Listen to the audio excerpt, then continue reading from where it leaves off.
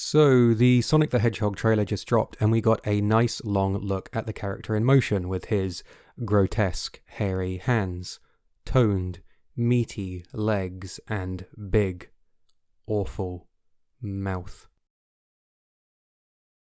While most of the internet has been, rightly, reacting to this trailer with disgust and mania, some have gone so far as to post redesigns or fixes of Sonic's look in the film. And as nice as these mock-ups are, in reality, nothing like them would have ever made it to production. Sad as it is to say, this Sonic was always going to be the one we ended up with. And here's why.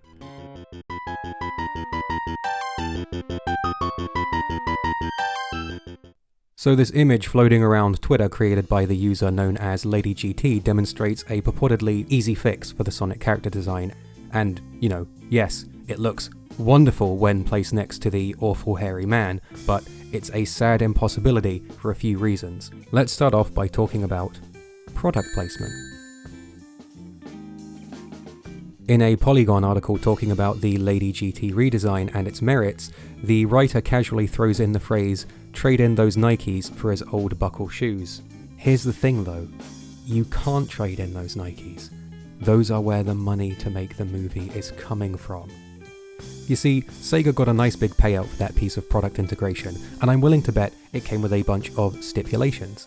Stipulations like, Sonic must wear the footwear as designed, or the CGI character's shoes must resemble actual Nike products as closely as possible. And, whilst wearing his trademark Nike, Sonic is not permitted to sell drugs to minors. And you might be seeing the problem now. If Sonic has to wear those Nikes, then a big part of your character design has just been made for you.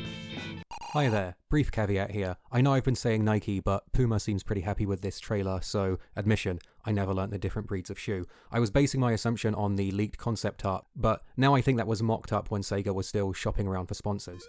Sonic can't have his oversized feet because they need to fit into normal shoes, which means his legs would look weird, which means you have to then change his torso as well, and man, his hands have to go, and his head can't be that big either, and suddenly you have a character completely designed from the ground up to fit into a pair of shoes. Speaking of those gloves being gone, take in that these shoes are all he's wearing, as it seems they're angling that Sonic is an alien or interdimensional traveller of some kind in the film. Don't be surprised if there's a scene where he first gets these shoes and is surprised with their high quality and durability. Think I'm being cynical? Look at this shot from the trailer of lesser, bad shoes all piled up into a corner. Not very Sonic. And while Nike definitely had a finger in Sonic's ugly face pie, it would be a lie to say that this is all their fault. The truth is, as bad as this looks, there are just elements of Sonic's design that can't really work in live action. Case in point, his big, hideous fucking eye. Like Mickey Mouse, Sonic has one big weird eyeball that's connected via an ocular bridge. For a video game where the character is mostly facing away from you, and the story is a grand total of 30 minutes of cutscenes, it's not such a big deal if Sonic's eyes always close at the same time, or you never really get a good look at them. In a movie though, yeah, he's gonna need to emote a lot. He may need to close one eye and not the other, or look in a direction without one of his pupils drifting into his other eye zone. And if you think this looks weird, imagine if his eyeballs were taking up half his face. Imagine the texture of these eyes taking up most of his head. Imagine this gunman shooting Sonic in his big eye head. The truth is, as nice as these designs look in still images, there's no guarantee they would work in motion. For example, look at this Woody Woodpecker. It looks fine, right? I think it looks fine. Let's see how it looks moving. Fuck. Yes, hit it! We can also see the perils of strict adaptation in the Detective Pikachu trailers too, with the absolute menagerie of horrors. Let's take Mr. Mime as an example. This is a crisp, clear design that, even if you're not fond of, isn't immediately displeasing to the eyes. Something interesting about this artwork you might not think about though is how much it actually leaves to the imagination. Looking at this creature, you aren't immediately wondering which bit of it is made of cloth, which is hair, and which is skin. It works as a cartoon Pokemon. It works in the world around it. When you translate that to live action though, This becomes awful liver-spotted skin. These, which you could have seen as tufts of hair, become more like gnarled antlers. These pads are now clearly cloth, but come out of his body.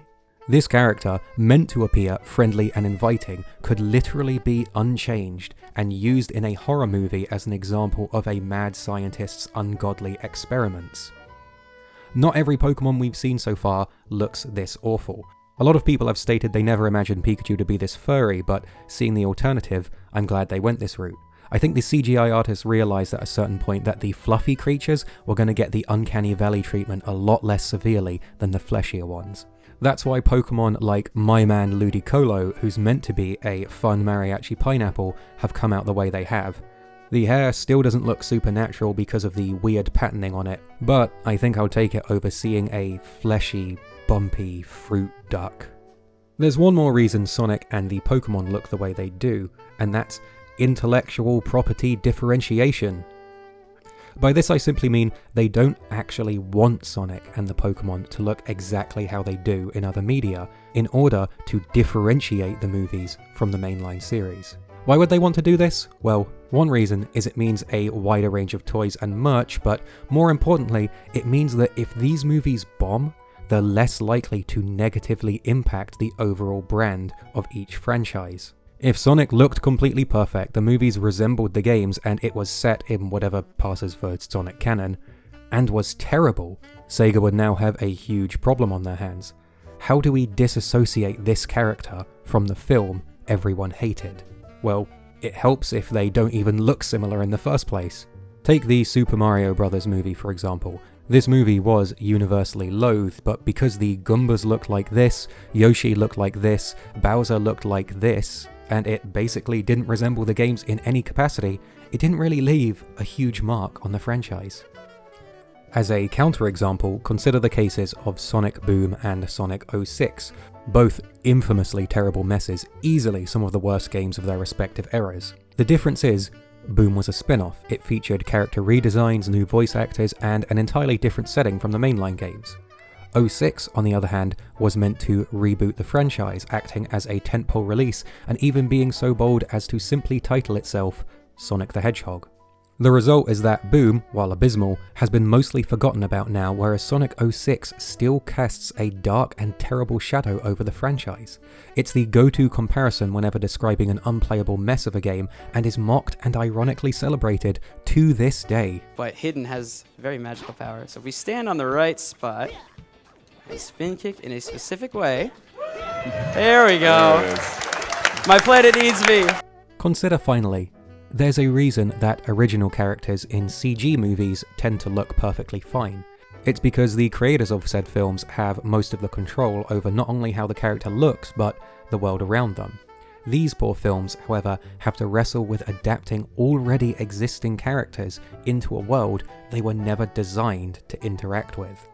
To surmise, this twitchy herring man wearing Sonic skin is, in a way, the inevitable conclusion this project was always going to come to. He isn't a character existing in his own world on his own terms, he's a character that's been mangled to mesh together with product integration, desperately reshaped to make sense in a foreign universe, and cautiously kept at arm's length from the rest of the franchise. This, my friends, is a hedgehog designed by committee.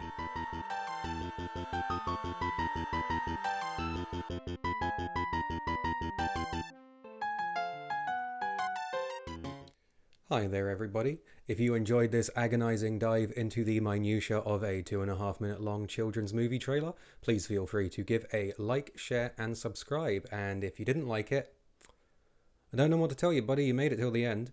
I'd like to give a big shout out to Peter Coffin along with all of my new subscribers. I think his sharing of my last video really led to that increase in numbers. So thanks a lot everybody.